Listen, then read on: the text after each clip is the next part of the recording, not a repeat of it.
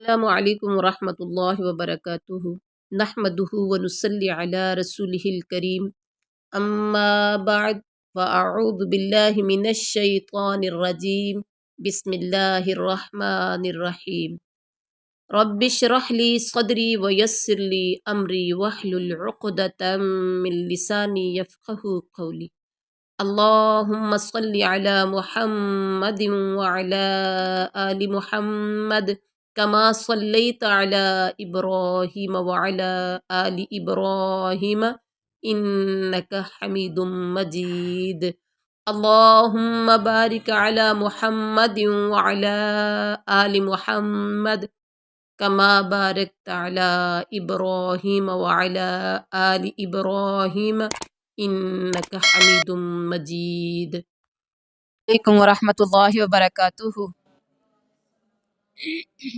نحمده ونصلی علی رسولہ الکریم اما بعد فاعوذ باللہ من الشیطان الرجیم بسم اللہ الرحمن الرحیم رب اشرح لی صدری ویسر لی امری واحلل عقدۃ من لسانی یفقہوا قولی اللہم اشرح صدورنا للاسلام وزین اخلاقنا بالقرآن ونور قلوبنا بالقرآن اللہم صلی علی محمد وعلی آل محمد کما صلیت علی ابراہیم وعلی آل ابراہیم انک حمید مجید اللہم بارک علی محمد وعلی آل محمد کما بارکت علی ابراہیم وعلی آل ابراہیم انک حمید مجید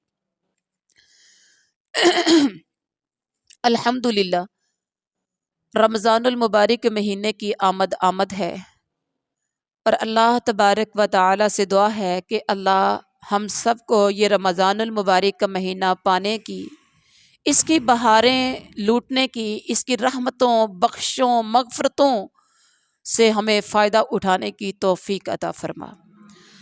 تو رمضان المبارک کی آمد کی وجہ سے الحمدللہ ہم نے دورہ قرآن سٹارٹ کیا، اور سب سے پہلے تو جو ہم نے قرآن پاک سٹارٹ کیا ہے، اس کی ایک چھوٹی سی ایک حدیث میں آپ کو سنا دوں تاکہ آپ کا مزید ایمان تازہ ہو جائے۔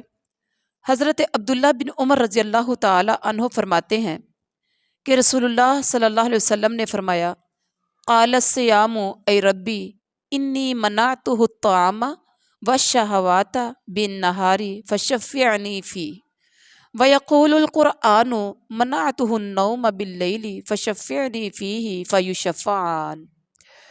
رسول اللہ صلی اللہ علیہ وسلم نے فرمایا کہ روزہ اور قرآن قیامت کے دن بندے کے لیے شفاعت کریں گے۔ روزہ کہے گا، اے میرے رب، بے شک میں نے منع کیا تھا اس روزہ دار کو کھانے سے اور رغبت کی چیزوں سے دن میں، تو اس کے حق میں میری شفاعت قبول فرما۔ اور قرآن کہے گا، میں نے اسے باز رکھا تھا نیند سے رات کو تاکہ تہجد پڑھے اور رات کا قیام کرے، تو اس کے حق میں میری شفاعت قبول فرما، پھر ان کی شفاعت قبول کی جائے گی۔ سبحان اللہ۔ یعنی روزہ دار اور صاحب قرآن پڑھنے والا، قرآن سے تعلق جوڑنے والے کے ساتھ جوڑنے والے کو اللہ تعالیٰ کتنا پروٹوکول دے گا۔ اس کی میں ایک مثال یوں دیتی ہوں، پرائیویٹ ہاسپٹل میں تو خیر پیسہ چلتا ہے، اور گورنمنٹ ہاسپٹل میں، سرکاری ہاسپٹلز میں کیا ہوتا ہے؟ سفارش چلتی ہے۔ ایسا ہی ہے، اگر ہمارا اپنا کوئی رشتہ دار، کوئی ڈاکٹر ہے یا وہاں پر کوئی ملازم ہے، تو جو بیمار جا رہا ہے اس نے جا کے ڈائریکٹ اس سے بات کرنی ہے کہ میں آیا ہوں تو مجھے فلاں ڈاکٹر کو میرا چیک اپ کروا دو۔ اب اس بندے نے کیا کرنی ہے؟ خود ہی پرچی بنانی ہے یا بنوا لینی ہے، اور بغیر لائن کے، بغیر کسی انتظار کے ڈائریکٹ اس نے ڈاکٹر کے پاس چلے جانا ہے کمرے میں۔ ایون کہ اس ملازم کو تو کسی نے روکنا بھی نہیں ہے۔ اور یہ پروٹوکول کس کو مل رہا ہے؟ یہ والا اس بیمار کو مل رہا ہے، مریض کو مل رہا ہے۔ کس کی وجہ سے ملا ہے یہ پروٹوکول؟ اس ملازم کی وجہ سے۔ اس نے ڈاکٹر کے پاس جانا ہے، ڈاکٹر نے سارے پہلے مریض چھوڑ دینے ہیں، لائنیں لگی ہوئی ہیں، ڈاکٹر کو کوئی پرواہ نہیں ہے۔ سرکاری ہاسپٹل کا آپ کے سامنے ہی سب کچھ ہے۔ ایسا ہوتا ہے؟ ایگری ہے میرے ساتھ کہ ایسا ہی ہوتا ہے؟ یہ ڈور بند کریں۔ تو اب کیا ہوا، ڈاکٹر نے سب کو چھوڑ کر آپ کو پروٹوکول یہ دیا، آپ کو فوری چیک اپ کیا، میڈیسن لکھ دی، اور باقاعدہ آپ کے لیے کبھی ایسا بھی ہوتا ہے کہ چائے پانی کا بھی ارینج ہو جاتا ہے، ٹھیک ہے جی۔ تو یہ پروٹوکول کس کو ملا؟ اس ملازم کی وجہ سے، بیمار بندے کو۔ تو قیامت کے دن بھی پروٹوکول ملے گا صاحب قرآن کو قرآن کی وجہ سے، روزے دار کو روزے کی وجہ سے یہ پروٹوکول ملے گا۔ لینا چاہتے ہیں یہ پروٹوکول؟ خلوص سے، نیت سے، دل کی خوشی سے، شوق سے، محبت سے، خلوص سے روزہ رکھنے کا اہتمام کرنا ہے انشاءاللہ، اور جتنا ہو سکے قرآن پڑھنا ہے، قرآن کو سمجھنا ہے، قرآن سے دل لگانا ہے، قرآن کے قریب ہونا ہے، قرآن کو اپنے ہاتھوں کی زینت بھی بنانا ہے، دل کے اندر ایمان کی روشنی اور ایمان کی تازگی بھی پیدا کرنی ہے۔ جب آپ اپنے ہاتھوں میں قرآن پکڑیں گے تو یقیناً آنکھوں سے دیکھیں گے قرآن کو، زبان سے پڑھیں گے قرآن کو، کانوں سے سنیں گے قرآن کو، تو آپ کا تعلق قرآن کے ساتھ جب مضبوط ہوگا تو اصل میں آپ کا تعلق رب کائنات سے مضبوط ہو رہا ہے، کیونکہ قرآن ایک پیغام ہے میرے رب کا، میرے اور آپ کے نام۔ قرآن ایک میسج ہے جو اللہ نے ہمارے نام بھیجا تھا۔ تو الحمدللہ ثم الحمدللہ، اللہ کا بہت بہت لاکھ لاکھ شکر ہے الحمدللہ کہ اس نے ہمیں توفیق بخشی ہے کہ ہم اس میسج کو آج پڑھنے کے لیے ہم نے سفر جاری کر دیا، اور دعا کریے اللہ اس سفر کو ہمارے لیے آسان فرما دے۔ راستے میں مشکلات بہت آئیں گی، یہ راستہ بڑا کٹھن ہوگا، بہت پرکٹھن پرفتن بھی ہو سکتا ہے، بہت سی مشکلات کا سامنا بھی آپ کو کرنا پڑے گا، کبھی گھر والوں سے سننی پڑیں گی، کبھی محلے داروں سے سننی پڑیں گی، کبھی آپ کے کھاتے میں کام زیادہ ڈال دیے جائیں گے کہ تو آ کر کے جانا ہے تو جانا ہے ورنہ نہیں جانا، کبھی آپ کے لیے کچھ بھی مشکلات آ سکتی ہیں۔ اللہ ہمارے لیے جتنی بھی مشکلات آئیں ان کو آسانیوں میں بدل دینا۔ آپ اللہ کے ہو گئے تو اللہ نے آپ کا ہو جانا ہے، اللہ نے آپ کے کاموں میں برکتیں ڈال دینی ہیں انشاءاللہ۔ اور اللہ نے، جب اللہ کسی سے محبت کرتا ہے نا تو اللہ خود کہتا ہے، میرے نبی کی حدیث ہے، میں اس کے ہاتھ پاؤں بن جاتا ہوں، میں اس کی آنکھ اور ناک کان بن جاتا ہوں۔ آنکھوں سے وہ دیکھتا ہے جب، تو اللہ یعنی ہر وہ چیز دیکھتا ہے جسے اللہ پسند کرتا ہے، کانوں سے وہ ہر بات سنتا ہے، ہر وہ بات جسے اللہ سننا پسند کرتا ہے، ہاتھوں اور پاؤں سے ہر وہ کام کرنا چاہتا ہے جو اللہ پسند کرتا ہے۔ جب اللہ کے ہو گئے تو اللہ نے آپ کا ہو جانا ہے۔ تو آئیے اپنے آپ کو جوڑیے قرآن کے ساتھ، آئیے اپنا تعلق مضبوط کیجئے رب کائنات کے ساتھ، آئیے اپنے آپ کو قریب کیجئے رب کائنات کے۔ تو الحمدللہ سفر ہمارا رواں دواں ہے، آپ نے خود بھی کوشش کرنی ہے، اور جن سے آپ کو پیار ہے اپنے پیاروں کو، بہنیں، آپ جو آن لائن یعنی جو کلاس آمنے سامنے لے رہے ہیں، آپ سب نے سب کو دعوت دینی ہے، اور جو آن لائن کلاس لے رہے ہیں اپنی دوستوں کو، اپنی بہنوں کو، اپنے رشتہ داروں کو، اپنے عزیز و اقارب کو کال کر کے بھی کہنا ہے، انہیں یہ لنک سینڈ کرنا ہے، اور ان کے ساتھ جس سے آپ کو محبت ہے، آپ کے کانٹیکٹس میں، آپ کے موبائل میں جتنے نمبر ہوں گے سب کو، یقیناً ہم اپنے جن سے محبت ہوتی ہے ہم ان کے نمبر رکھتے ہیں، کیا خیال ہے؟ ایرے گیرے کو تو نمبر نہیں رکھتے نا۔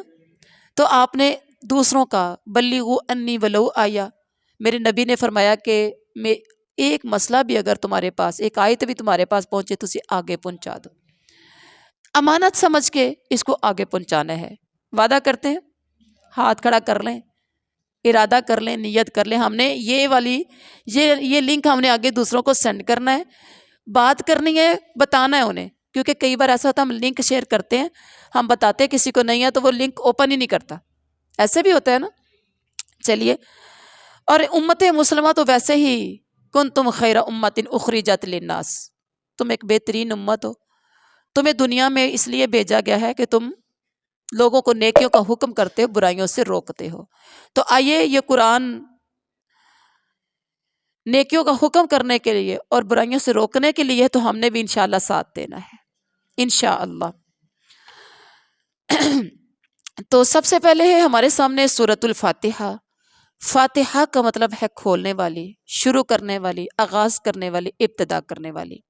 اس سے ہمارے قرآن پاک کا آغاز ہو رہا ہے الحمدللہ۔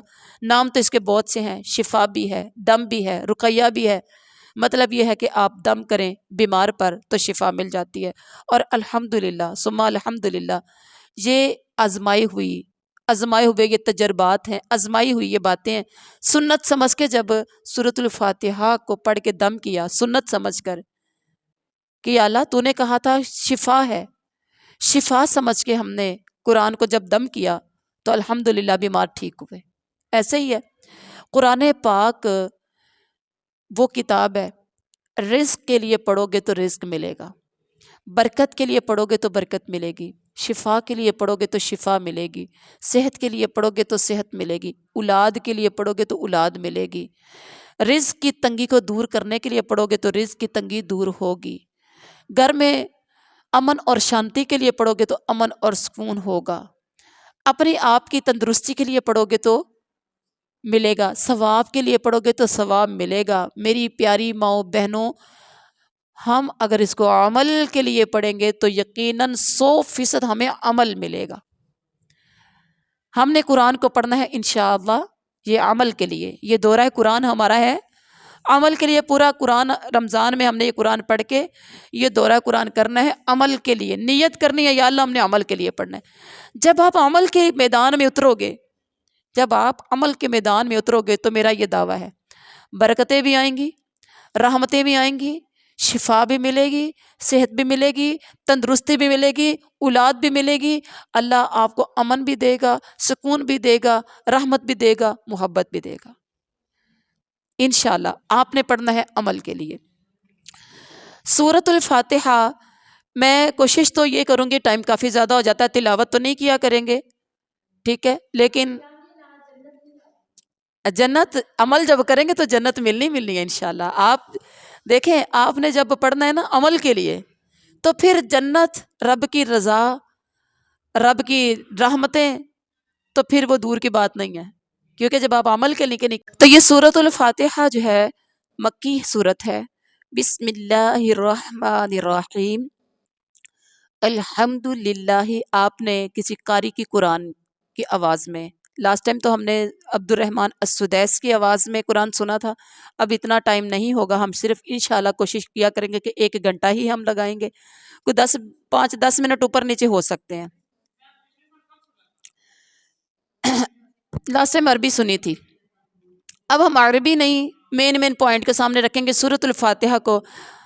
آپ نے اپنا اندازہ لگانا ہے کہ آپ کو عربی صحیح پڑھنی آتی ہے کہ نہیں، ٹھیک ہے۔ آواز میری اتنی پیاری نہیں ہوگی لیکن تلفظ تجوید کی انشاءاللہ گارنٹی ہوگی۔ بسم اللہ الرحمن الرحیم، الحمد للہ رب العالمین، الرحمن الرحیم، مالک یوم الدین، ایاک نعبد و ایاک نستعین، اہدنا الصراط المستقیم، صراط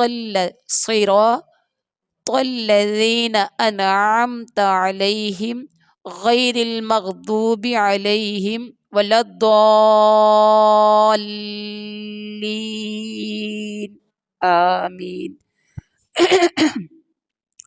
الحمدللہ، قرآن پاک کا آج افتتاح ہو رہا ہے سورۃ الفاتحہ سے، جس کا موضوع بھی فاتحہ کا مطلب افتتاح۔ سمجھیے یہ قرآن جو ہم پڑھنے جا رہے ہیں، اس کا مصنف خود اللہ تعالیٰ کی ذات ہے۔ ہر کتاب کا کوئی نہ کوئی مصنف ہوتا ہے نا، اللہ تعالیٰ مصنف قرآن ہے، قرآن کو تصنیف کرنے والا، قرآن کو نازل کرنے والا۔ فرسٹ آف آل تو اس میں دیکھیں گے الحمدللہ رب العالمین، اس سے بھی پہلے بسم اللہ کا تذکرہ ہے. بسم اللہ حدیث میں آتا ہے ہر کام کرنے سے پہلے ہمیں بسم اللہ پڑھنی چاہیے. جس کام سے پہلے بسم اللہ پڑھی جائے وہ اس کام میں برکت ہوتی ہے. اور اس کے بعد ہے رحمان اور رحیم. شروع اللہ کے نام سے جو بڑا مہربان نہایت رحم کرنے والا ہے. اور وہ مہربان کیسا ہے؟ الحمدللہ رب العالمین. آج مصنف قرآن کی ہم کیا کر رہے ہیں؟ انٹروڈکشن، تعارف ہو رہا ہے. وہ کون ہے؟ ساری تعریفیں اس اللہ کے لیے جو تمام جہانوں کا رب ہے. سبحان اللہ. اور پھر الرحمن الرحیم، جو بہت ہی مہربان، یعنی ہنگامی ضرورت کے موقع پر شدت سے رحم کرنے والا. الرحیم، مسلسل رحمت والا، مسلسل رحمت والا، تمام کائنات کا رب. پھر روز جزا کا مالک، مالک یوم الدین، روز جزا کا مالک. اس کے بعد ہے انسان. اللہ تعالیٰ کی انسان کہتا ہے بندے کا اور انسان کا رشتہ کیا ہے. اللہ تعالیٰ کہتے ہیں حدیث قدسی ہے، میں نے اس صورت کو اپنے اور اپنے بندے کے درمیان میں تقسیم کر لیا، آدھی میرے لیے آدھی میرے بندے کے لیے. یوم الدین تک تو ہو گئی، ایاک نعبد و ایاک نستعین. یوم الدین تک کا تعلق اللہ تعالیٰ کے ساتھ ہے اس صورت کا. پھر اللہ تعالیٰ کہتا ہے، بندہ کہتے ہیں ایاک نعبد و ایاک نستعین، ہم عبادت بھی تیری اور مدد بھی تجھ سے. یہاں نستعین تک یہ تعلق پیچھے اللہ تعالیٰ کے ساتھ ہے، آگے کا تعلق بندے کے ساتھ ہے. اب اللہ اور بندے کا تعلق کیا ہے؟ انسان اللہ تعالیٰ کی عبادت کرتے ہیں، اللہ کی بندگی کرتے ہیں. انسان اللہ تعالیٰ سے مدد مانگتے ہیں. ہر لمحے ہم اللہ تعالیٰ کی مدد کے محتاج ہیں. اب اللہ کی مدد کے محتاج پوری کائنات ہے، پوری کائنات ہے. تو اس سے پتہ چلا جب ہم خود ہی نماز میں کہتے ہیں ہم تیری عبادت، مدد بھی تجھ سے، تو دکھ آ جائے، تکلیف آ جائے، پریشانی آ جائے، اولاد نہ ہو، شادی ہوئی ہے اولاد نہیں ہو رہی، لیٹ ہو گئی ہے اولاد، تو وہ بھی اللہ ہی سے مدد مانگنی ہے، اللہ نے ہی دینی ہے. اس کے بعد ہے انسانوں کی 3 اقسام بیان کی گئی ہیں. نمبر 1 اہدنا الصراط المستقیم میں دعا بتائی گئی ہے کہ اے اللہ ہمیں سیدھا راستہ دکھا. کون سا راستہ؟ وہ راستہ دکھا جن پر تو نے انعام کیا ہے. اس آیت کریمہ میں 3 لوگوں کا تذکرہ، 3 طرح کے انسانوں کی اقسام بیان کی گئی ہیں. نمبر 1 انعام یافتہ انسان. نماز میں دعا کر اہدنا الصراط المستقیم، کون سا راستہ مجھے سیدھا دکھانا ہے جن پر تو نے انعام کیا ہے. انعام یافتہ لوگوں کا راستہ مانگ رہے. اس کے بعد کیا ہے؟ اللہ تعالیٰ کے غضب میں جو گرنے والے ہیں، سیدھے راستے پر آنے کے بعد بھٹکنے والے ہیں، ان سے مجھے بچا لینا، مجھے ان کا راستہ نہ دکھانا. اس کے بعد کیا ہے؟ انسان کیا کہتا ہے؟ آمین. اس کا مطلب ہے یا اللہ اللہم استجب لنا، اللہ ہماری جو ہم نے دعا مانگی قبول فرما.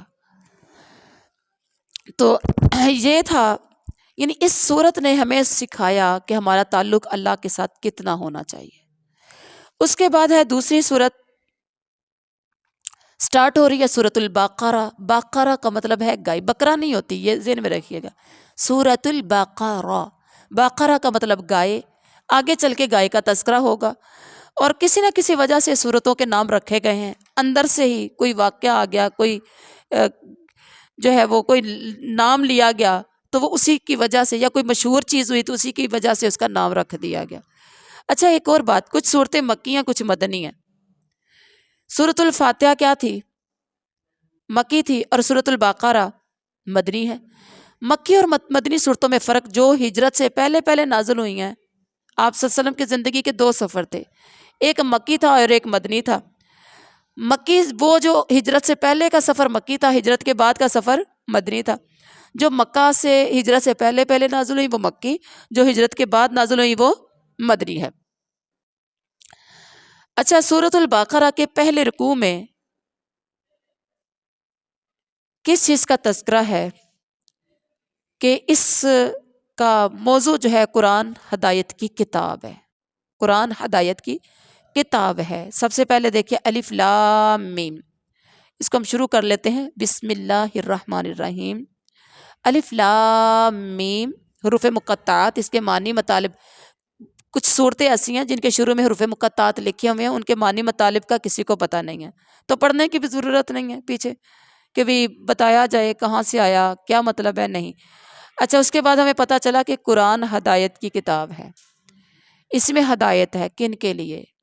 متقین کے لیے، متقین کے لیے۔ نمبر 1 ہمیں تقوی کا حکم دیا گیا۔ تقوی ہے اللہ کا ڈر، اللہ کا خوف، ہر چھوٹے بڑے گناہ کو چھوڑنا تقوی۔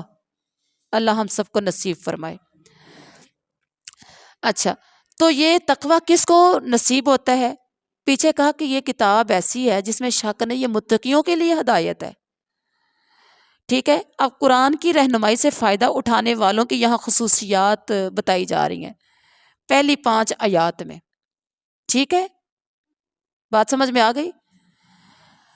پہلا تقوی ہے، تقوی میں نے آپ کو بتا دیا۔ دوسرا ایمان بالغیب، غیب پر ایمان لانا، یعنی اللہ، رسول، قیامت، جنت، دوزخ کو دیکھا نہیں، بغیر دیکھے ایمان۔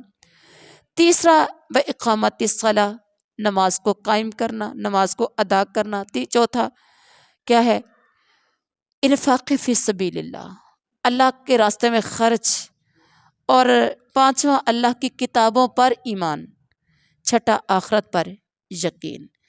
جن لوگوں نے یہ 6 کام کر لیے، ٹھیک ہے، تو ہوگا کیا؟ ان کے لیے فرمایا اولئک علی ھدی من ربہم واولئک ھم المفلحون، میرے رب کائنات نے کامیابی کا سرٹیفکیٹ دے دیا۔ میرے ہدایت یافتہ بندے دیکھنے ہیں تو یہ ہیں، میرے کامیاب بندوں کو دیکھنا ہے، سکسیسفل پرسنز دیکھنے ہیں تو یہ ہیں۔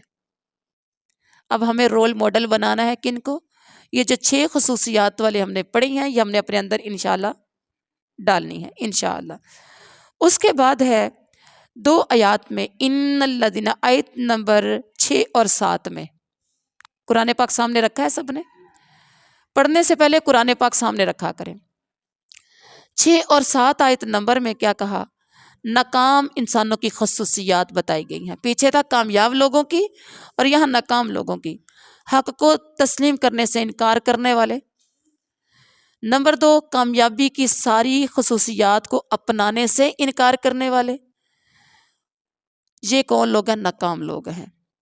اور اس کے بعد میرے رب کا بھی فیصلہ ہے ایک، جو حق کو سننے سے انکار کر دے، حق کو تسلیم کرنے سے انکار کر دے، میرے رب کا فیصلہ ہے کہ حصول علم کے جتنے بھی ذرائع ہیں میں ان پہ پابندی لگا دیتا ہوں۔ ختم اللہ علی قلوبہم وعلی سمعہم وعلی ابصارہم غشاوہ۔ کانوں کے ذریعے علم حاصل کیا جا سکتا ہے، دل پہ سٹیمپ، کانوں پہ سٹیمپ، دل کے ذریعے سوچ و بچار کیا جاتا ہے تو دل پہ سٹیمپ، اور آنکھ کے ذریعے دیکھا جاتا ہے حق کو تو آنکھ کے پہ سٹیمپ لگا کے، پردہ لگا کے سٹیمپ کر دی۔ لوگ کہاں تک جاؤ گے؟ تم نے حق بات سننے سے انکار کر دیا، میں نے سٹیمپ لگا دی۔ اور آخرت میں ہوگا کیا ان لوگوں کا؟ پیچھے نیکوں کا تذکرہ کیا، کہا اولئک علی ھدی من ربہم واولئک ھم المفلحون، تو یہاں ان کے لیے کہا وَلَهُمْ عَذَابٌ عَظِیمٌ، سخت عذاب ہے، سخت عذاب ہے ان کے لیے، بہت بڑا عذاب ہے ان کے لیے۔ اب اس کے بعد اگلے رکوع میں کیا کہا جا رہا ہے؟ جو لوگ قرآن کو تو مانتے ہیں، قرآن کو ہاتھوں میں پکڑتے بھی ہیں، بظاہر قرآن پڑھتے بھی ہیں، لیکن قرآن کی ہدایت سے فائدہ نہیں اٹھاتے، یہ منافق ہے۔ کون ہے؟ یہ منافق ہے۔ تو منافقوں کے بارے میں فرمایا، منافق، پہلی تو بات یہ ہوتی ہے کہ منافق ہوتا کون ہے؟ 2 چہروں والا، ادھر کبھی ادھر تو کبھی ادھر، ادھر کہا تو بھی سچا، ادھر کہا تو بھی سچا، ادھر کہا وہ ٹھیک نہیں ہے تم ٹھیک ہو، ادھر کہا تم ٹھیک ہو وہ ٹھیک نہیں ہے۔ منافق کی بات سمجھ میں آ گئی؟ ایسے ہی آپ صلی اللہ علیہ وسلم پر جو ایمان لاتا تھا، لا الہ الا اللہ پڑھ کے کچھ لوگ منافق ہو جاتے تھے، بظاہر مسلمانوں کو دھوکہ دے رہے ہوتے تھے، نبی کو دھوکہ دے رہے ہوتے تھے، نبی سمجھے گا یہ مسلمان ہے، لیکن اندر سے وہ انکار کر رہے ہوتے تھے، کفر کا ساتھ دے رہے ہوتے تھے، تو اس بندے کو کہتے ہیں منافق۔ بات سمجھ میں آ گئی؟ منافق دو چہروں والا ہوتا ہے، آج ہم بھی ایسے لوگوں کو منافق ہی کہتے ہیں نا۔ نمبر ایک دھوکہ دینے والا، نمبر دو جھوٹا، نبی صلی اللہ علیہ وسلم کی حدیث کے مطابق جھوٹا، جھوٹ بولنے والا۔ نمبر تین فسادی، دو چہرے والا فسادی ہوتا ہے کہ نہیں؟ ادھر بیٹھا تو کچھ اور، ادھر بیٹھا تو کچھ اور، فسادی، منافق کی وجہ سے فساد پھیلتا ہے۔ نمبر چار جاہل، آپ کہیں گے وہ تو پڑھا لکھا بھی ہو سکتا ہے، پڑھا لکھا ہو کر بھی جو ایسا کام کرتا ہے تو وہ پڑھا لکھا تھوڑی ہے، وہ تو جاہل ہے، جاہلوں والا جو کام کرے گا۔ اچھا نمبر پانچ مذاق اڑانے والا، مذاق اڑانے والا، منافقوں کے اندر مذاق ہوتا ہے، مذاق اڑاتے ہیں، حق بات کا مذاق۔ اچھا اب کیا ہے کہ منافق کی مثال دی گئی ہے کس کے ساتھ؟ منافق کی پہلی مثال غرض اور مصلحت سے مسلمان بننے والا، فائدہ، بس فائدہ اٹھانے کے لیے، وقتی طور پر فائدہ اٹھانے والا بن کے اسلام قبول کرنا، ٹھیک ہے؟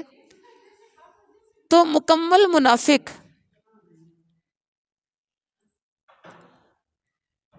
نمبر دو ہدایت کی بجائے گمراہی کو پسند کرنے والا، نمبر تین نفس پرست، خود غرض، وقتی طور پہ فائدہ اٹھانے والا، نمبر چار حسد اور تکبر کی لپیٹ میں آنے والا۔ ایسا بندہ کون ہے؟ قرآن کہتا ہے یہ بہرا ہے، یہ گونگا ہے، یہ اندھا ہے۔ قرآن نے اس کو کہا یہ بہرا، گونگا، اندھا ہے۔ اور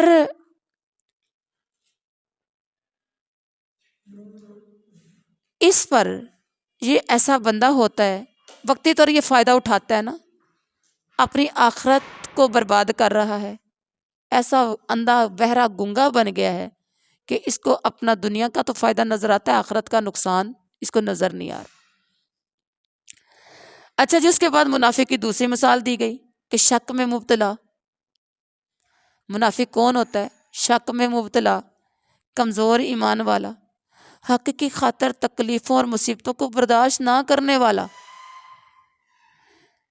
نمبر چار وقتی اندیشوں میں، وقتی ڈر اور خوف میں مبتلا، اگر میں نے یہ کام نہ کیا تو مجھے لوگ کیا کہیں گے، یا میں نے یہ کر لیا تو لوگ مجھے کیا کہیں گے، نہیں نہیں، وقتی ڈر، تو یہ منافق کی دوسری نشانی ہے۔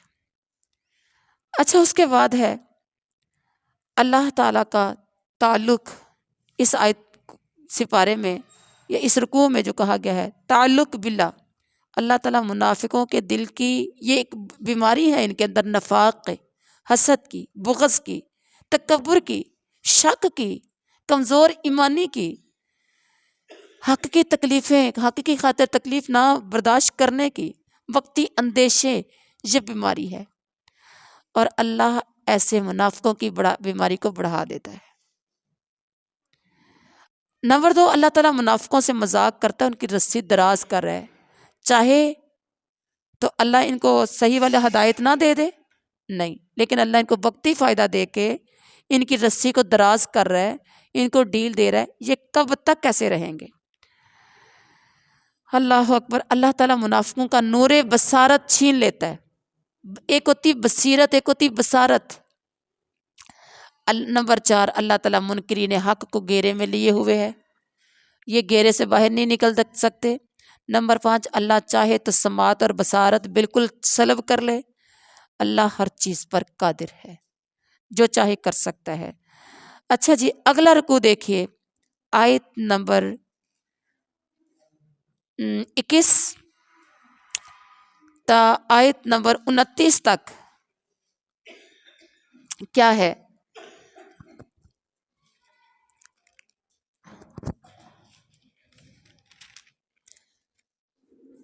اللہ تعالیٰ نے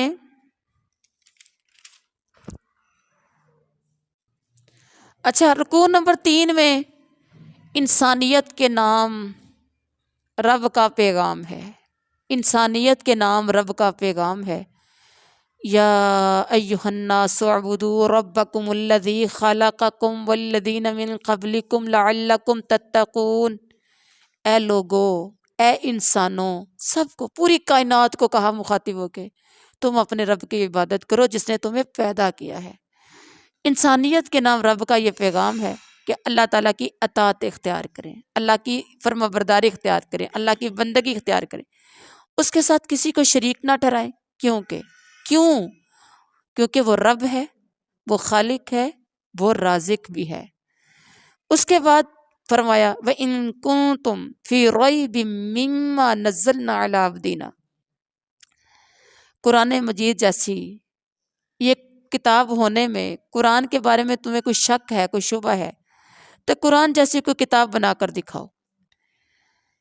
یہ کتاب نہیں بنا سکتے، کیوں؟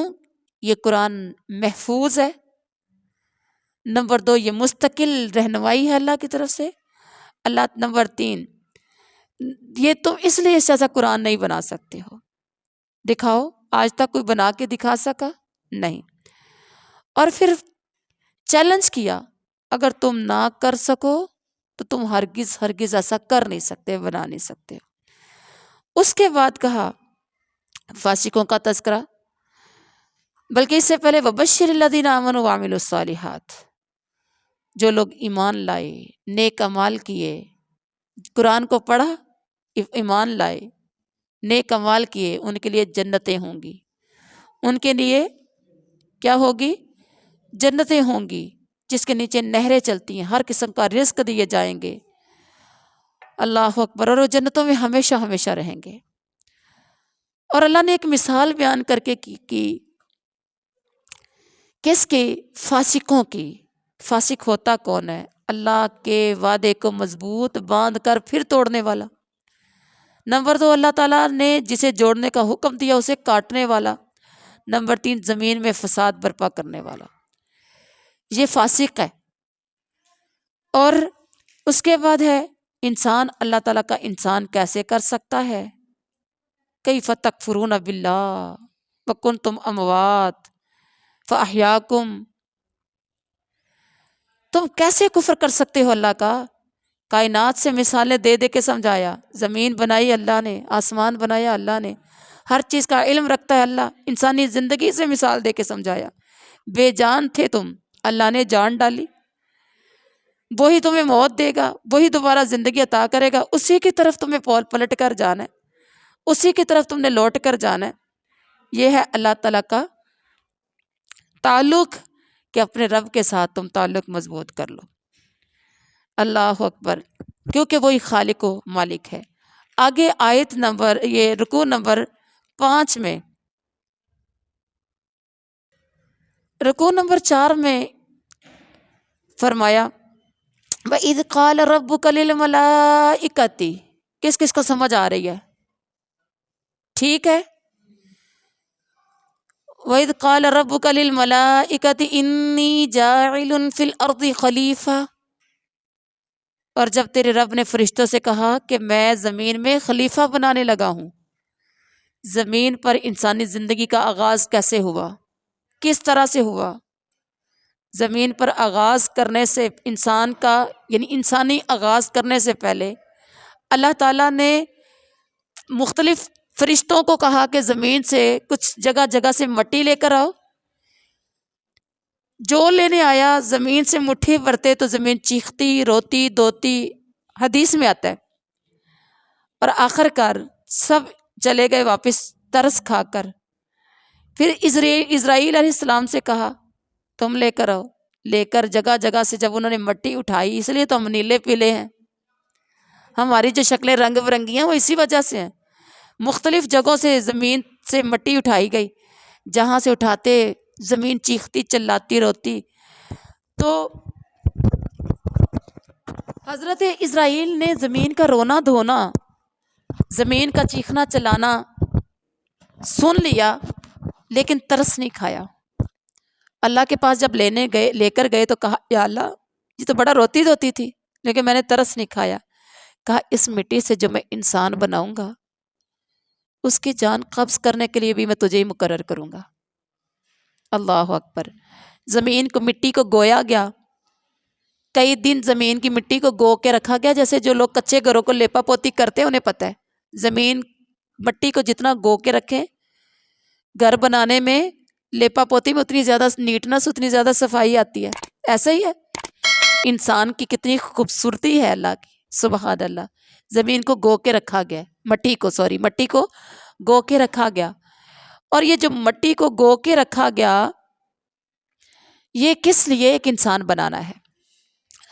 اب انسان کو اللہ تعالیٰ نے بنایا تو کیسے؟ انسان کی حیثیت کیا ہے؟ انسان زمین میں کہا اللہ نے انی جاعل فی الارض خلیفہ. اس مٹی سے انسان بنا کے اس کی حیثیت بتائی کہ یہ نائب ہے یہ خلیفہ ہے. علم کی بنا پر اسے اشرف قرار دیا گیا. اگلی آیت میں آپ پڑھتے ہیں انسانوں سے اللہ تعالیٰ نے جب فرشتوں کے سامنے بات رکھی تو انہوں نے کہا من یفسد فیہا ویسفک الدماء. کیوں بنانے لگے ہو؟ وہ جا کے زمین میں فساد کرے گا خون بہائے گا. تسبیح تمہید کی ضرورت ہے تو ہم کافی ہیں. اللہ نے کہا انی اعلم ما لا تعلمون. جو میں جانتا ہوں تم نہیں جانتے. اللہ اکبر. علم کی بنا پر پھر آگے اللہ تعالیٰ نے کچھ چیزوں کے نام بتائے. آدم کو فرشتوں کے سامنے پیش کر دیا تو علم میں آدم نمبر 1 پہ آئے. ایسا ہی تھا. تو علم کی بنیاد پر اشرف قرار پائے کون؟ آدم علیہ السلام. اب انسانوں کے بارے میں فرشتوں کا اندیشہ کیا تھا کہ یہ خون بہائیں گے فساد برپا کریں گے. لیکن اللہ تعالیٰ نے بتا دیا کہ جو میں جانتا ہوں وہ تم نہیں جانتے. اب انسان کو بنا کے انسان کو سجدہ کروایا اللہ نے فرشتوں سے. لیکن ابلیس نے انکار کر دیا. کیوں؟ اپنی بڑائی پر تکبر کیا. میں آگسکے سے پیدا ہوا ہوں یہ مٹی سے تو ایسا نہیں ہو سکتا کہ نوری خاکی کو سجدہ کرے. ایسا نہیں ہو سکتا. اب فرشتوں نے حکم کی تعمیل کی. وَإِذْ قُلْنَا لِلْمَلَائِكَةِ اسْجُدُوا لِآدَمَ فَسَجَدُوا إِلَّا إِبْلِيسَ أَبَىٰ وَاسْتَكْبَرَ وَكَانَ مِنَ الْكَافِرِينَ. اب تعمیل کس نے کی؟ فرشتوں نے سجدہ کر لیا. پتہ چلا کہ فرشتوں نے حکم کی تعمیل کی عاجزی اور اطاعت کی. اللہ کے حکم کے سامنے سر تسلیم خم کر دیا. ہمیں بھی آج حق کے سامنے سر تسلیم خم کرنا ہے. اپنے سر کو جھکا لینا ہے. میرے رب کا یہ حکم ہے. اچھا جی. اور اس کے بعد آدم علیہ السلام کی آزمائش بھی شروع ہو گئی. تو اور تیری بیوی جنت میں رہو کھاؤ پیو ایک درخت کے قریب نہ جانا. آزمائش شروع. آدم علیہ السلام کو آزمائش میں ناکامی ہوئی. منع کرنے کے باوجود پھل کھا بیٹھے. لیکن جب پھل کھایا جنتی لباس اتر گیا. جنت سے نکال دیے گئے. پھر اللہ نے انہیں توبہ کا موقع دیا. ربنا ظلمنا آگے بھی ہم پڑھیں گے یہ آپ کو بھی آتی ہوگی. توبہ کی تو اللہ نے توبہ قبول کر لی. پھر اللہ نے ساتھ ہی کہا اور آدم کے ساتھ نا آزمائش میں ناکام کروانے کی جو کوشش تھی وہ آدم کے ساتھ ابلیس کی تھی. ابلیس کامیاب ہوا آدم ناکام ہوا. ایسے ہی تھا. اور زمین پر اترنے کا حکم اور اعلان اللہ نے کر دیا چلے جاؤ زمین میں. آدم علیہ السلام کو بھی اتارا تو ساتھ ابلیس کو بھی اتار دیا. ایک دوسرے کا دشمن بنا کے بھیجے نا. اور ساتھ ہی کہا میری طرف سے جو ہدایت تمہارے پاس پہنچے گی جو اس ہدایت کی پیروی کریں گے ان کے لیے خوف اور رنج نہیں ہوگا. جو قبول کرنے سے انکار کریں گے آیات کو جھٹلائیں گے وہ ہمیشہ آگ میں رہیں گے. یہ ایک ہم سے وراثت ہماری چھین گئی تھی. کون سی تھی جو ہماری وراثت ہم سے چھینی؟ ہمارے باپ آدم کی غلطی کی وجہ سے جنت ہم سے چھینی ہے. یاد ہے کسی کو؟ جنت ہم سے چھینی ہے، وہ ہمارے باپ آدم کی وراثت تھی جو ہمیں ملنی تھی. اور اللہ تعالیٰ نے کہا زمین پہ چلے جاؤ، میرے پاس تمہاری طرف سے ہدایت آئے گی. فَإِمَّا يَأْتِيَنَّكُم مِّنِّي هُدًى فَمَن تَبِعَ هُدَايَ فَلَا خَوْفٌ عَلَيْهِمْ وَلَا هُمْ يَحْزَنُونَ. اب وہ ہدایت جو آئے گی، جو اس ہدایت کی پیروی کرے گا اس کو نہ خوف ہوگا نہ غم ہوگا، وہ چھینی ہوئی وراثت وہ واپس لے سکتا ہے اس ہدایت کے ذریعے، قرآن پر عمل کرنے کے ذریعے. جب میں نے سٹارٹ کیا تو آپ نے کہا تھا جنت کی تو بات ہی نہیں کی. ٹھیک ہے، جس نے پیروی کی میری ہدایت کی اسے خوف و خطرہ نہیں رہے گا. جسے خوف و خطرہ نہیں رہے گا جنتوں کا وارث تو وہ بن گیا نا انشاءاللہ. اب انکار کرنے والوں کے لیے کہا ہم فیہا اولئک اصحاب النار ہم فیہا خالدون، یہ آگ والے اور ہمیشہ ہمیشہ کے ہیں. اچھا جی، اس کے بعد ہے رکوع نمبر 5 میں تذکرہ ہے بنی اسرائیل کا. بنی اسرائیل سے خطاب ہو رہا ہے، یا بنی اسرائیل اذکروا نعمتی التی انعمت علیکم واوفوا بعہدی اوفی بعہدکم وایای فارہبون.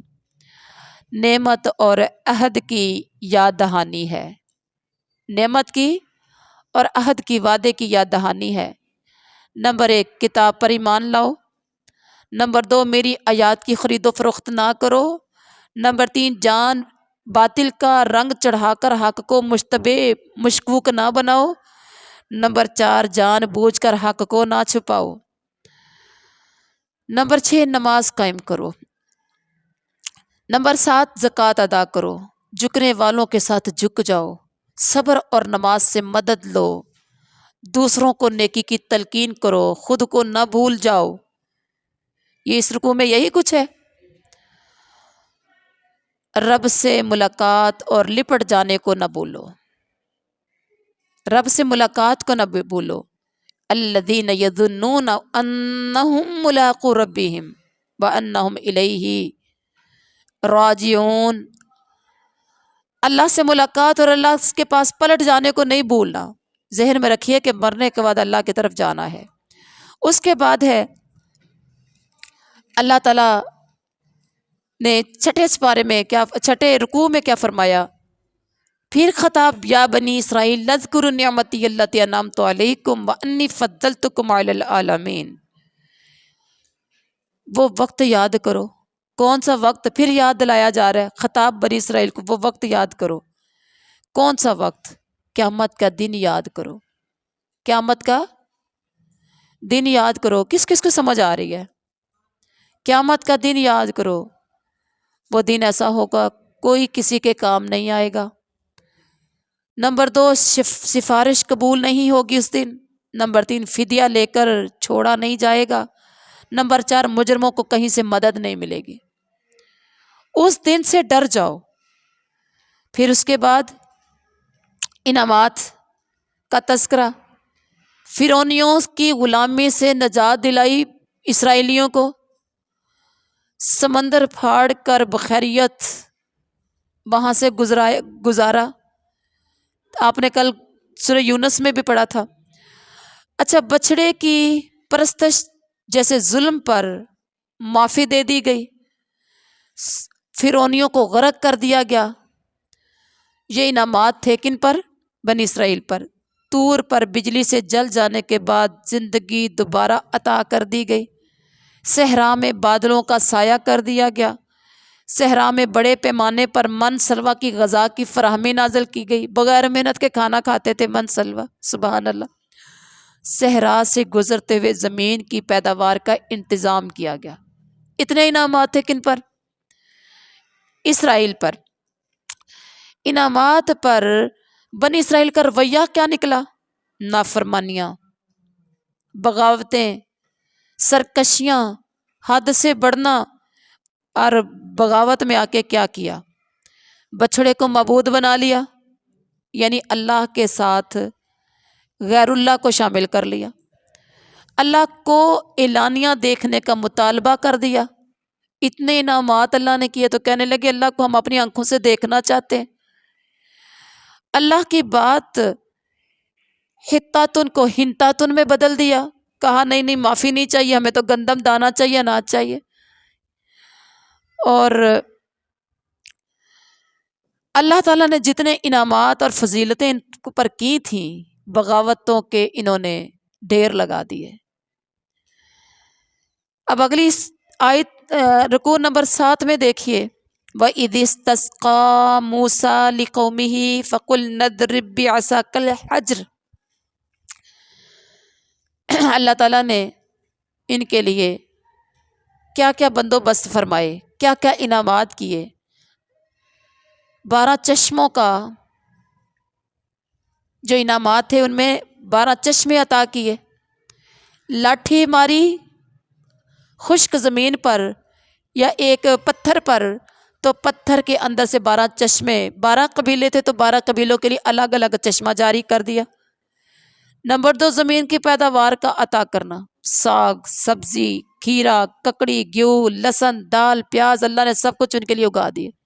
پہلے من سلوا کھاتے تھے، ان کے مانگنے کی وجہ سے یہ ساری چیزوں کا اللہ نے ارینج کر دیا۔ پھر بنی اسرائیل کی نافرمانیوں کی سزا، جب انہوں نے نافرمانیاں کی، انہوں نے بغاوتیں کی تو ان کی سزا میرے رب کائنات نے کیا دی۔ نمبر 1، اللہ کی ناراضگی، اللہ کی ناراضگی ہوئی۔ جب اللہ کی ناراضگی ہوئی تو ذلت رسوائی ان کا مقدر بن گئی، پستی بدحالی ہو گئی، اللہ کے غضب میں گر گئے، اللہ کے غضب میں گر گئے، زمین ان پر تنگ ہونا شروع ہو گئی۔ بنی اسرائیل کو کچھ جو چارج شیٹ دی گئی تھی وہ کیا تھا؟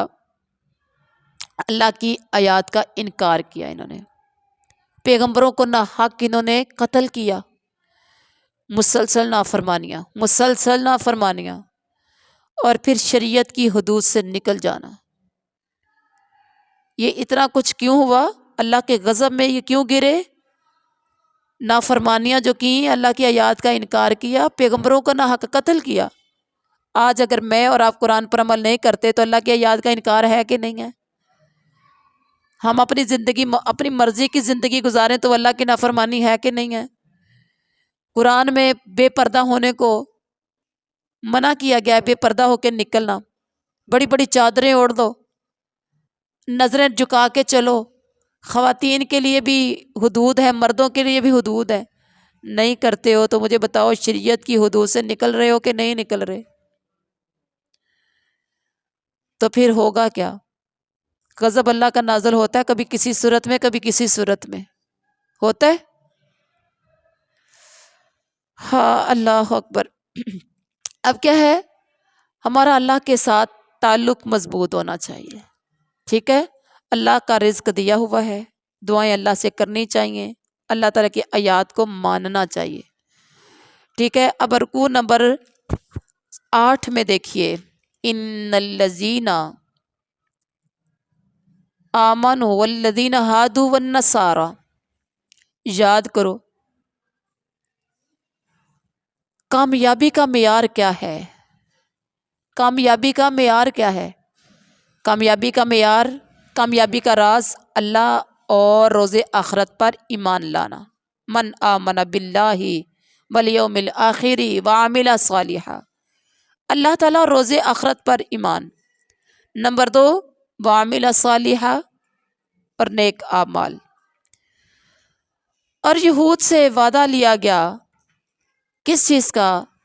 وَإِذْ أَخَذْنَا مِيثَاقَكُمْ وَرَفَعْنَا فَوْقَكُمُ الطُّورَ خُذُوا مَا آتَيْنَاكُمْ بِقُوَّةٍ وَاذْكُرُوا مَا فِيهِ لَعَلَّكُمْ تَتَّقُونَ، کتاب کو مضبوطی سے تھامنا۔ یہ کن سے وعدہ لیا گیا تھا؟ یہود سے۔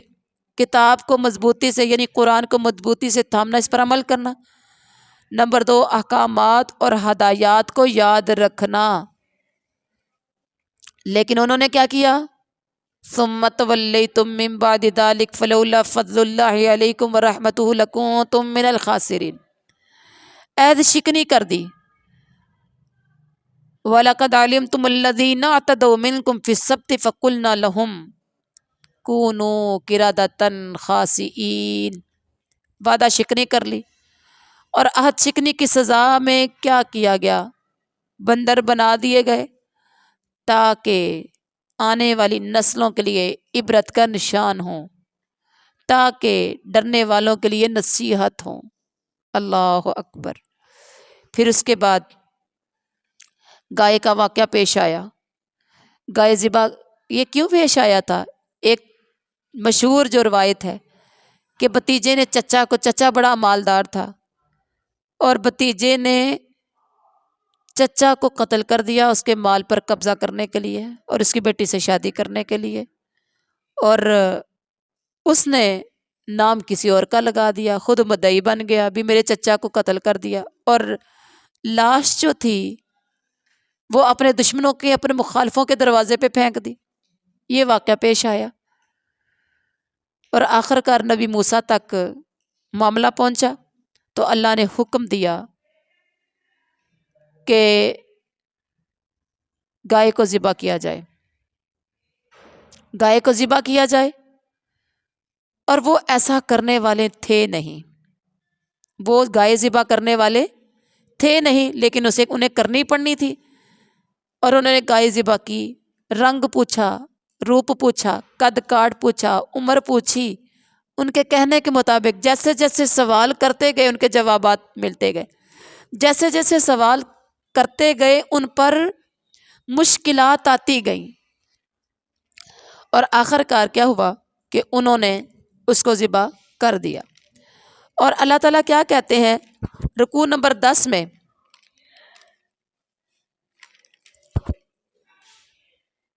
بلکہ رکوع نمبر 9 میں،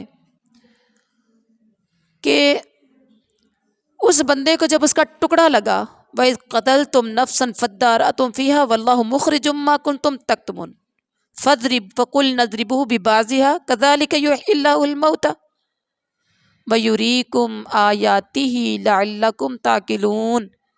پتہ چلا کہ زندگی بعد الموت یعنی حیات موت البعد کے ثبوت کے لیے مقتول کو زندہ کر کے نشانی بنا دیا کہ میں اگر اس مقتول کو زندہ کر سکتا ہوں تو تمہیں بھی میں دوبارہ زندہ کر سکتا ہوں۔ یہ ہمیں ہمارے لیے اس بندے کو زندہ کر کے کیا بنایا؟ نشانی بنایا۔ اور چاہیے تو یہ تھا کہ جب مردہ ان کے سامنے زندہ ہوا تھا تو دل ڈر جاتے، دل خوف کھاتے، ان کے دل نرم ہو جاتے، نہیں، ثم قست قلوبکم، دل اور سخت ہو گئے۔ سنگ دلی کی مثال یہاں دی گئی ہے، دل سخت ہو گئے، حالانکہ پتھروں سے بھی مثال دی گئی کہ پتھر سے بھی زیادہ سخت، بلکہ دل ان کے پتھروں کی طرح سخت ہو گئے یا پتھروں سے بھی زیادہ سخت۔ پتھر تو پھر بھی ایسے ہوتے ہیں جن سے چشمے پھوٹتے ہیں، پتھر تو وہ بھی ہوتے ہیں جو خوف خدا سے گر جاتے ہیں، پتھر ایسے بھی ہیں جن سے پانی نکل آتا ہے، ان کے دل پتھروں سے بھی زیادہ سخت ہو گئے۔ اور ساتھ ہی پھر اللہ تعالیٰ نے یہودیوں کا کردار کا تجزیہ کیا۔ اللہ تعالیٰ کا کلام سن کر یہودیوں کا کام ہے اس میں تبدیلیاں ڈالنا۔ دو چہرے والے، یہ یہودی دو چہرے والے ہوتے ہیں، امی نبی، یعنی امی کا مطلب ہے ان پڑھ، امی کتاب کے بارے میں آرزویں رکھتے تھے، اپنے ہاتھوں سے اللہ کا کلام خود لکھتے تھے، پھیر پھیر کرتے خود تھے، اور پھر یہ کہتے تھے یہ اللہ کی طرف سے ہے۔ آج کے ہمارے علماء بھی ایسے کر رہے ہیں۔ یہودیوں کی غلط فہمی کیا تھی کہ دوزخ میں جائیں گے، پہلی بات ہے دوزخ کی آگ ہمیں تو کبھی لگے گی ہی نہیں، اگر لگے گی تو چند دن کے لیے، اگر لگ بھی گئی تو کیا ہوگا؟ لن تمسنا النار الا ایاما معدودہ، لگے گی تو پہلی بات لگے گی نہیں، نمبر 2 اگر آگ ہمیں لگے گی تو چند دن کے لیے لگے گی۔ تو رکوع نمبر 9 میں آپ کیا پڑھ رہے ہیں؟ ان کا یہ گمان تھا کہ یا ان کی غلط فہمی تھی کہ دوزخ کی آگ ہمیں کبھی نہیں لگے گی، کیونکہ ہم اللہ کے بڑے چہتے ہیں، پیارے ہیں، لیکن اللہ نے کہا ایسا ہوگا نہیں، جس نے دنیا میں برائی کمائی وہ آگ میں جائے گا اور ہمیشہ ہمیشہ اس میں رہے گا، اور جو ایمان لایا نیک اعمال کیا وہ جنتی ہے، جنتی ہمیشہ ہمیشہ اس میں رہے گا۔ اور رکوع نمبر 10 میں فرمایا ہوا اذ اخذنا میثاق بنی اسرائیل لا تعبدون الا اللہ، جب ہم نے بنی اسرائیل سے وعدہ لیا کہ تم اللہ کے سوا کسی کی عبادت نہ کرنا، وبالوالدین احسانا، والدین کے ساتھ احسان کرنا۔ آگے احسان کس کس کے ساتھ کرنا ہے ان کی لسٹ بنا دی۔ یہ بنی اسرائیل سے وعدہ تھا، اللہ کے سوا کسی کی عبادت نہیں کرنی، والدین کے ساتھ حسن سلوک کرنا ہے۔ آپ نے بھی یہ لسٹ اپنے دل کی تختیوں پہ نوٹ کرنی ہے۔ رشتہ داروں کے ساتھ اچھا سلوک کرنا ہے، خالہ ماموں کے ساتھ نہیں، پھپھو چچا تایا کے ساتھ بھی اچھا سلوک کرنا ہے۔ یتیموں کے ساتھ حسن سلوک کرنا ہے، مسکینوں کے ساتھ حسن سلوک کرنا ہے، لوگوں سے بھلی بات کرنی ہے، بھلی بات اچھی بات کرنی ہے، نماز قائم کرنی ہے، زکوٰۃ ادا کرنی ہے، آپس میں ایک دوسرے کا خون نہیں بہانا، قیدیوں کو فدیہ دے کر چھڑا دینا، قیدیوں کو فدیہ دے کر چھڑا دینا۔ جو ناجائز قیدی ہوتے ہیں، مطلب قیدیوں کا جرم کوئی نہیں ہوتا لیکن وہ قید کے اندر ہوتے ہیں، یا قیدی گناہ چھوٹا ہوتا ہے، غلطی چھوٹی ہوتی ہے، سزا لمبی بھگت رہا ہوتا ہے، یا کچھ کافروں کی قید میں ہوتے ہیں، کافروں کی قید میں ہوتے ہیں مسلمان، قیدیوں کو چھڑانا۔ اللہ تعالیٰ نے یہ سارا میثاق بنی اسرائیل ہے، یہ بنی اسرائیل سے عہد لیا تھا۔ اب ہوا کیا، وہ سب انہوں نے وعدے توڑ دیے، اور آگے آیت نمبر 11 سے آیت نمبر 11، رکوع نمبر 11، رکوع نمبر 11 ہے نا، رکوع نمبر 11 میں تذکرہ کیا وَلَقَدْ آتَيْنَا مُوسَى الْكِتَابَ وَقَفَّيْنَا مِن بَعْدِهِ بِالرُّسُلِ۔ عجیب ایمان ہے انسان کا، ذرا غور کریں۔ ہم نے موسیٰ علیہ السلام کو کتاب دی، اور اس کے بعد پے در پہ 10واں رکوع ہے، یہ 11واں یہ رکوع ہے، 10واں ختم ہو رہا ہے بہن جی، 11واں شروع ہو رہا ہے، ذرا غور کریں جی، 11واں شروع ہو رہا ہے۔ پے در پہ ہم نے اس کے بعد رسول بھیجے، اور ہم نے عیسیٰ بن مریم کو روشن دلیلیں دیں، اور ہم نے اس کی روح القدس سے تائید کی۔ فنگر رکھیے اوپر، آیت نمبر 87 ہے، 87 ہے جی۔ اچھا، یہ اللہ تعالیٰ کا احسان ہے، اللہ اپنے احسان کا تذکرہ کر رہے ہیں، غور کریں۔ نمبر 1، ہم نے موسیٰ کو کتاب دی، پے در پہ رسول بھیجے، حضرت عیسیٰ کو روشن دلائل دے کر، روشن نشانیاں دے کر بھیجا۔ رسول آنے پر یہودیوں کا رویہ آگے سے دیکھیے کیا ہوا، اللہ تعالیٰ کی کتابوں کو خواہش نفس کے خلاف محسوس کیا، انہوں نے محسوس کیا کہ نہیں ہماری خواہشات کے خلاف ہے، اب اس کی صورت میں سرکشی کر دی، رسولوں کو جھٹلا دیا، رسولوں میں سے کچھ کو قتل کر ڈالا، اور کچھ کی نافرمانی کر لی۔ رویے کی خرابی کا اصل سبب کیا تھا؟ نفس کی تسلی، اپنے دل کی تسلی۔ بڑوں کا دین چھوڑ نہیں سکتے، جو دل میں آتا ہے وہ کرنا ہے۔ تو آج ہم مسلمان نفس کی تسلی کے لیے اگر بڑوں کا دین نہیں چھوڑتے، بزرگوں کا دین، بابوں کا دین نہیں چھوڑتے، اپنے وڈیروں کا دین نہیں چھوڑتے، تو پھر کیا میرا اور آپ کا رویہ یہودیوں جیسا نہیں؟ بتائیں۔ اللہ اکبر۔ اب اگر آگے اللہ تعالیٰ نے فرمایا کہ یہودی جو ہے نا سچے حق پرست نہیں ہے، کیونکہ انہوں نے نبیوں کو قتل کیا، معجزات کا انہوں نے انکار کیا، بچڑے کو انہوں نے معبود بنا لیا، اور طور پر میثاق کرتے ہوئے یہ کہا کہ سنا ہے مانیں گے نہیں، یہودیوں نے کیا کہا تھا؟ ہم نے سن لیا ہے لیکن مانیں گے نہیں، دنیا کی محبت میں ڈوبے رہے۔ اپنا اپنا جائزہ لیجئے، آج محبت میں ہم دنیا کی محبت میں ڈوبے ہیں۔ کتنی نمازیں پڑھتے ہیں، نمازیں ہماری ایسی ہیں جیسے دوڑ لگی ہوتی ہے، سجدے پہ سجدہ ٹھا سجدہ۔ کتنی محبت، دنیا کی محبت میں ڈوبے ہیں، نماز کے لیے ٹائم نہیں، قرآن کے لیے ٹائم نہیں، عبادت کے لیے ٹائم نہیں۔ 24 گھنٹوں میں نے اور آپ نے اپنا اپنا جائزہ لینا ہے۔ آپ نے میرا نہیں، میں نے آپ کا نہیں، اپنا اپنا جائزہ۔ کامیابی جب ملتی جب اپنا جائزہ خود لیتے ہو، تو ہم نے اپنا اپنا جائزہ لینا ہے کہ ہم دنیا کی محبت میں کتنا ڈوبے ہیں۔ 24 گھنٹوں میں ہم کتنے منٹس کی طرف جانا ہے، کتنے منٹس ہم قرآن پڑھتے ہیں، عبادت کرتے ہیں۔ 24 گھنٹوں میں کتنا ٹائم ہے جو ہمارا عبادت میں گزرتا ہے۔ تو پھر دیکھ لیجئے گا کہ ہمارے رویے کیا ہیں۔ دنیا کی محبت میں ہم اتنا گر گئے ہیں۔ اللہ اکبر۔ تو اب آگے ہے رکوع نمبر 12 نکال لیجئے۔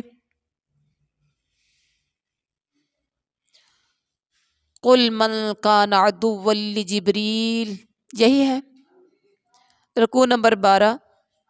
یہاں پر تذکرہ ہے، کہہ دیجئے مَنْ كَانَ عَدُوًّا لِجِبْرِيلَ فَإِنَّهُ نَزَّلَهُ عَلَى قَلْبِكَ بِإِذْنِ اللَّهِ مُصَدِّقًا لِمَا بَيْنَ يَدَيْهِ وَهُدًى وَبُشْرَى لِلْمُؤْمِنِينَ۔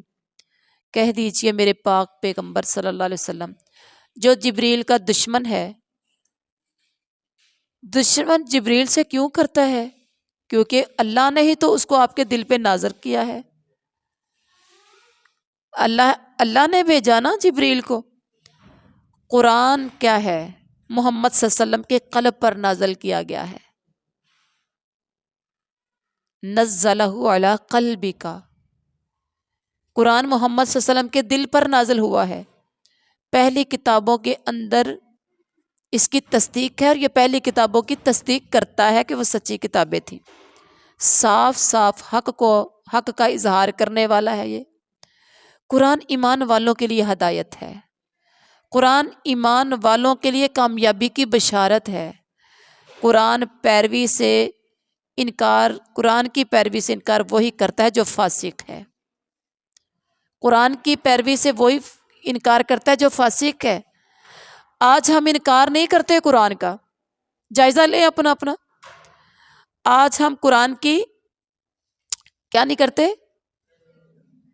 مخالفت نہیں کرتے، قرآن کی پیروی سے انکار نہیں کرتے، لیکن کرتے بھی نہیں ہیں پیروی، صحیح طرح سے قرآن کے پیچھے چلتے بھی نہیں ہیں۔ تو اس کا مطلب ہے وہ بندہ زیادہ خطرناک ہوتا ہے جو زبان سے انکار نہیں کرتا۔ ایک بچے کو چھوٹی سی مثال دوں، ایک بچے کو ماما کہتی ہے، بابا کہتے ہیں بیٹا پانی دینا، وہ کہتا ہے میں نے پانی نہیں دینا، صاف انکار۔ ایک سے کہا بیٹا پانی لا دو، وہ انکار نہیں کرتا، وہ خاموش، لا کے بھی نہیں دیتا، انکار بھی نہیں کرتا۔ تو وہ بچہ زیادہ خطرناک ہوا نا، نہ ہاں کی نہ کی۔ اللہ اکبر۔ اب اللہ تعالیٰ کے حکام کو پس پشت ڈالنے سے کیا بنے گا؟ اس رکوع میں جو تذکرہ ہوا، سچے دل سے اللہ تعالیٰ کے احکامات کو پس پشت ڈالنے والے سچے دل سے ایمان نہیں لاتے۔ آپ کا اور میرا اگر صحیح معنوں میں تو جدی پشتی قرآن ملا ہے نا، اگر ہم قرآن کے حکام کو، اللہ کے احکامات کو نہیں مانتے یا عمل نہیں کرتے ان پر، کچھ پہ چلتے ہیں کچھ پہ نہیں، تو سمجھے سچے دل سے ہمارا ایمان نہیں ہے۔ عہد توڑ دیتے ہیں، انسانوں کو نقصان پہنچاتے ہیں، آخرت کے بدلے دنیا خرید لیتے ہیں، جادو سیکھتے ہیں جس سے شوہر اور بیوی میں جدائی ڈالی جائے۔ آج غصہ نہ کیجئے گا، آج زیادہ تر لوگوں کے اندر جادو ٹونا پایا جاتا ہے۔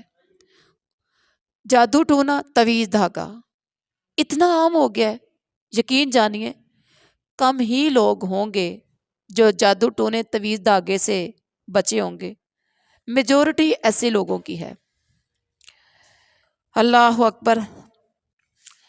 اور کبھی غور کریں کہ جادو کرنے والا، کروانے والا تو کافر ہے، اور مسلمان ہو کے یہ سارا کچھ کر رہے،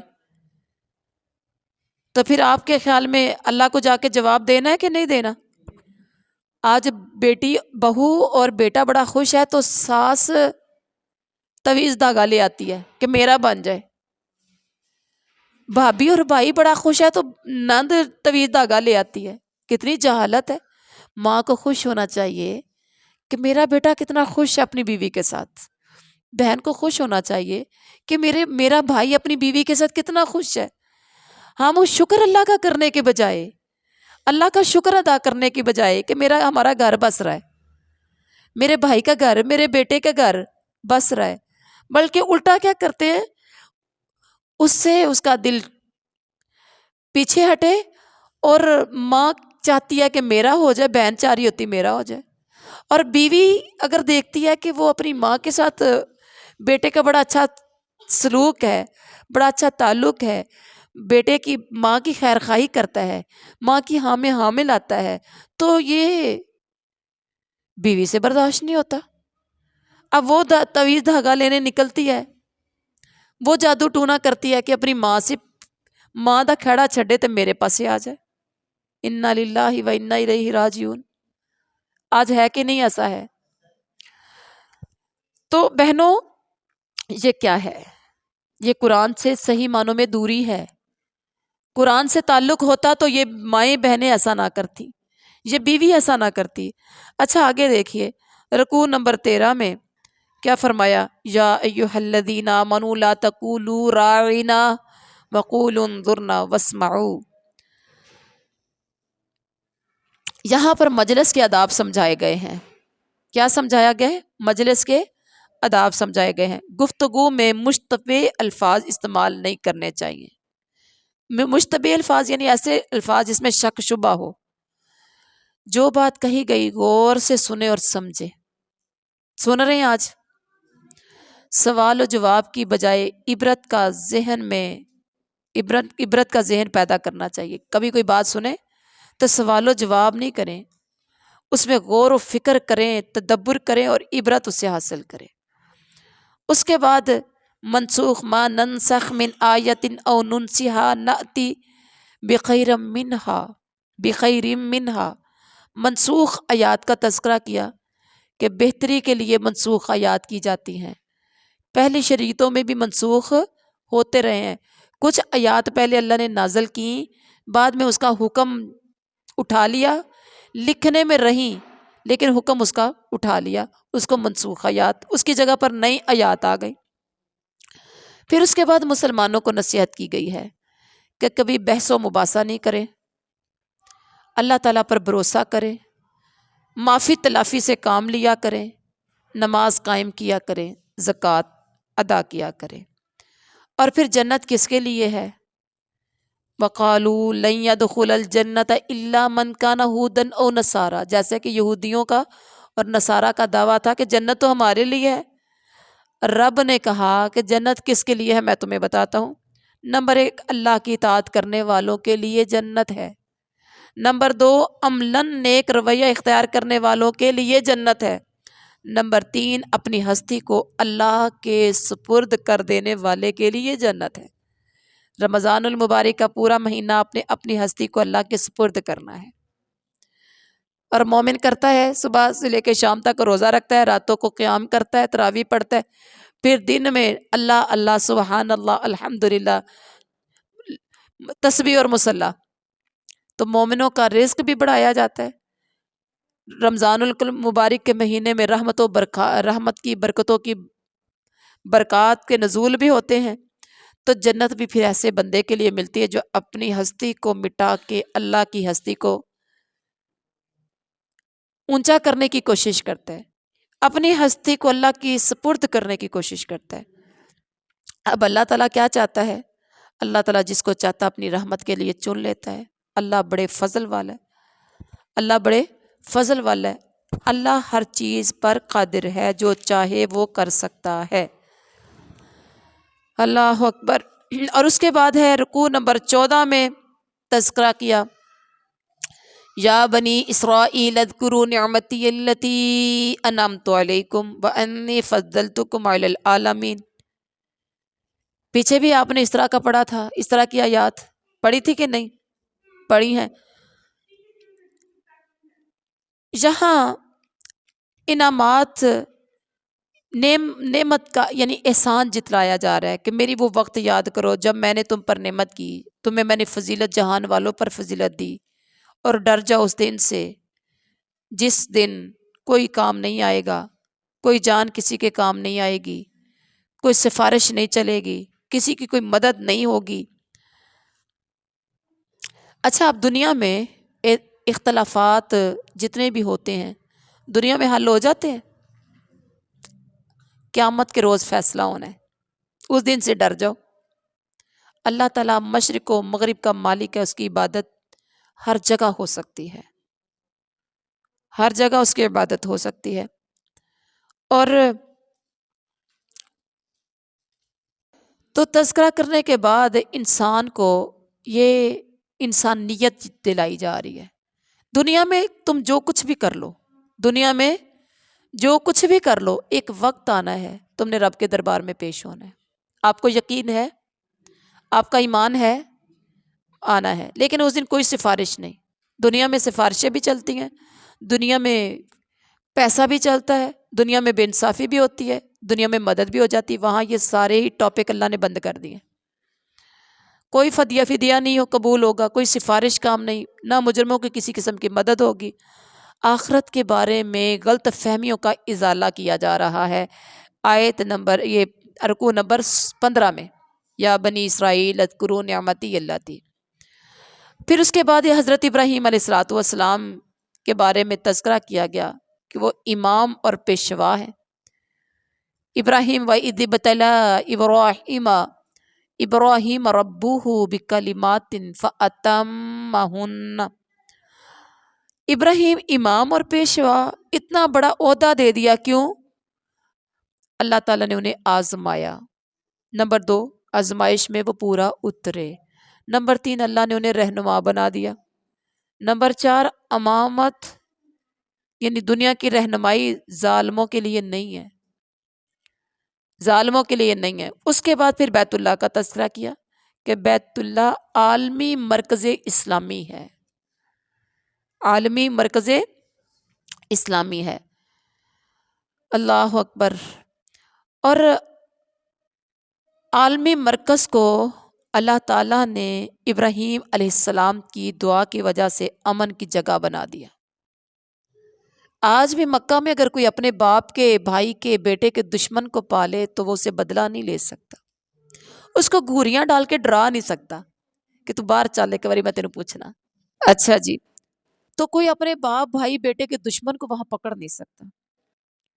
عالمی مرکز کو امن کی جگہ بنا دیا، مقام ابراہیم کو جائے نماز بنا دیا، اپنے گھر کا انتظام کرنے والے ابراہیم اور اسماعیل کو کے ذمے انتظام اور انصرام لگا دیا۔ طواف، اعتکاف اور رکوع کرنے والوں کے لیے کہا کہ میرے گھر کو پاک رکھو۔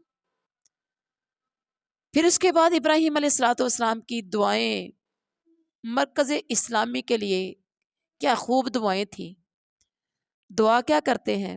اللہ رب اجعل ھذا بلدا آمنا وارزق اہلہ من الثمرات، اور آگے بھی دعا کی ربنا وجعلنا مسلمین لک ومن ذریتنا امۃ مسلمۃ لک وارنا مناسکنا وتب علینا انک انت التواب الرحیم۔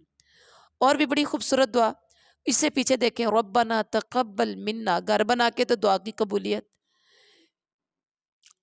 اور اتنی دعائیں جو کی، وہ دعائیں کیا تھی؟ اس شہر کو امن والا بنا، اس کے باشندوں کو، رہنے والوں کو رزق عطا فرما، کیونکہ وہ جگہ تو بنجر بھی یا بان تھی، پتھریلی زمین تھی، تو کوئی چیز تو تھی، لیکن کہا رزق عطا فرما، اور آج فراوانی کے ساتھ وہاں رزق مل رہا ہے۔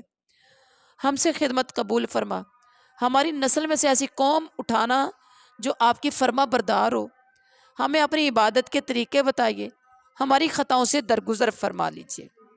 یہ کس نے دعا کی تھی؟ حضرت ابراہیم نے۔ اور پھر عالمی مرکز اسلامی کی مستقل تنظیم کے لیے دعائیں. کیا کہنے لگے؟ ایسا رسول بنائیے، اس میں ایسا رسول بھیجیے جو تیری آیات پڑھ کے سنائے. کہاں لکھا ہوا ہے؟ ربنا وبعث فیہم رسولا منہم یتلو علیہم آیاتک ویعلمہم الکتاب والحکمہ ویزکیہم انک انت العزیز الحکیم. کون دعائیں کر رہے ہیں؟ ایسا نبی بھیجنا جو تیری آیات پڑھ کے سنائے، کتاب کی تعلیم دے، حکمت کی تعلیم دے، لوگوں کی زندگیاں سنوارے. یہاں سے پتہ چلا قرآنی آیات پڑھنے سننے سے، کتاب کی قرآن مجید کی تعلیم سے لوگوں کی زندگیاں سنورتی ہیں، سنورتی ہیں، لوگوں کی زندگیاں سنورتی ہیں. اللہ اکبر. اور یہاں سے ہمیں پتہ چلا کہ اللہ انسانوں کو آزمانے والا ہے. اس رکوع میں پتہ چلا ابراہیم کی آزمائش ہوئی ہے، تو پتہ چلا کہ تمام انسانوں کو اللہ آزمانے والا ہے، اور اللہ ہی انسانوں کی رہنمائی بھی کرنے والا ہے، اور اللہ ہی انسانوں کو رہنما بنانے والا ہے، اور اللہ ہی قرآن کے قریب کرنے والا ہے. اللہ ہم سب کو قرآن کی تعلیم سے فائدہ اٹھانے کی توفیق عطا فرمائے. اچھا جی، اس کے بعد ہے رکوع نمبر 16. سبحان اللہ، کیا خوب کہا اللہ تعالیٰ نے، وَمَن يَرْغَبُ عَن مِّلَّةِ إِبْرَاهِيمَ إِلَّا مَن سَفِهَ النَّفْسَ وَلَقَدِ اسْتَفَيْنَاهُ فِي الدُّنْيَا وَإِنَّهُ فِي الْآخِرَةِ لَمِنَ الصَّالِحِينَ. جس نے ابراہیم کا پیچھے تذکرہ کیا، اتنی آزمائشوں سے گزرا ابراہیم، بیت اللہ کا معمار ابراہیم علیہ السلام، ان کی دعا کی وجہ سے حضرت محمد صلی اللہ علیہ وسلم دنیا میں تشریف لائے. آپ نے فرمایا نا، میں اپنے باپ اپنی ماں آمنہ کا خواب، حضرت عیسیٰ کی بشارت اور حضرت ابراہیم کی میں دعا ہوں. ٹھیک ہے، تو فرمایا جو ابراہیم کے دین سے منہ موڑے گا وہ تو بے وقوف ہوگا. اور ابراہیم وہ ہے جنہیں ہم نے دنیا میں اپنا فیورٹ بندہ بنایا، اور آخرت میں وہ نیکوں میں سے ہوگا. سبحان اللہ. اللہ تعالیٰ نے دنیا میں ابراہیم علیہ السلام کو اپنے کام کے لیے چنا. مالک کائنات کے یہ فرما بردار تھے، اپنی اولاد کو بھی فرما برداری کی وصیت کی، آخرت میں ان کا شمار صالحین میں ہوگا. اور ہدایت کا انحصار اب بتائیے کس پر ہے؟